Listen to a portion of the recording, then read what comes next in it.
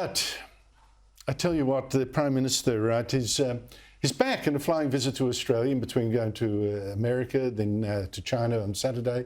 So his polling must be telling him something about Australia because he's just defended it in the media. He says it's part of the job, that international engagement representing Australia. There's been no international visits for the sake of it. They've all been hard work. I don't doubt that. But joining me is the panel, Michael Kroger, former President of the Victorian Liberals, and Steve Conroy, former Labor Senator and Cabinet Minister.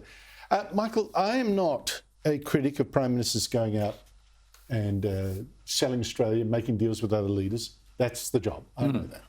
But I just wonder whether he's losing focus and focusing on the right things with these trips.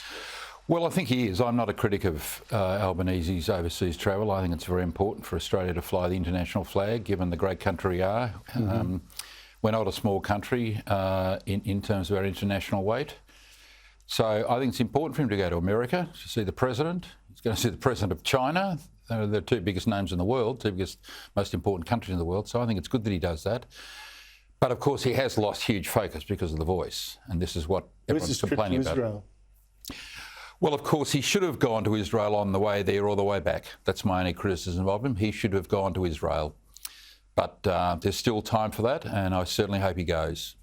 But meanwhile, something that we might have been able to land, the trade deal with the European Union, it's collapsed. Now, the Europeans obviously don't want to open their markets to our farmers, but I just wonder whether the Prime Minister could personally have intervened a little more on that.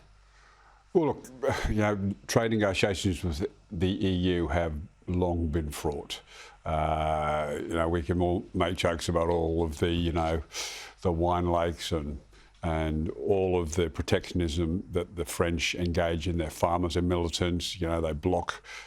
So the French very rarely negotiate, a deal that is not to their absolute maximum. Look, I'd like to believe that it could be done, but I think there is a point where you just have to stand back and say, well, it's not going to happen because the concessions they want from you and the lack of concessions they're prepared to give just make the deal not add up. I'm just not seeing some of the benefits coming through. I mean, here's another thing. The world's dangerously close to World War III. We still haven't got, even on this trip to America, the American Congress, which has been an absolute shambles, agree to pass on the technology that will allow us to buy American submarines, nuclear submarines, that we desperately need. We still haven't got that. And meanwhile, the former Foreign Minister, Alexander Downer, warns that the idea that we're going to build more of these subs in Adelaide is a joke. Here he is. Getting the nuclear submarines is important to national and more broadly regional security, so I'm in favour of that. But building them in Australia is way too expensive and it will never happen. It's not going to happen. When is the decision going to be made? It's not an employment program. No. It's the defence of the nation. And that was a criticism that we got under the previous administration. Correctly. Because of Adelaide. I don't know when a decision's going to be made. No one knows Adelaide better than Alexander, and the first subs are not due for 20 years. So are they going to be built in Australia? Probably not, Andrew.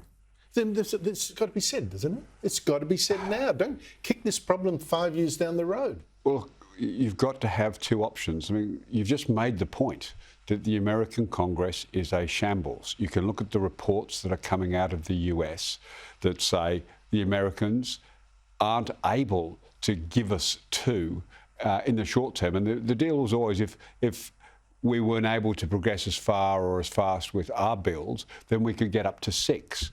But the evidence that the American Congress is looking at is their own their submarine building program is a mess, and they may not be willing to give it to us. So we have to have both options on the table, and both options need to be pursued hard. Well, there's a third, of course, is spending more money on helping the Americans build them there. Well, that is part of the deal. But part of the deal is that we are giving them some money. Yes, but maybe more.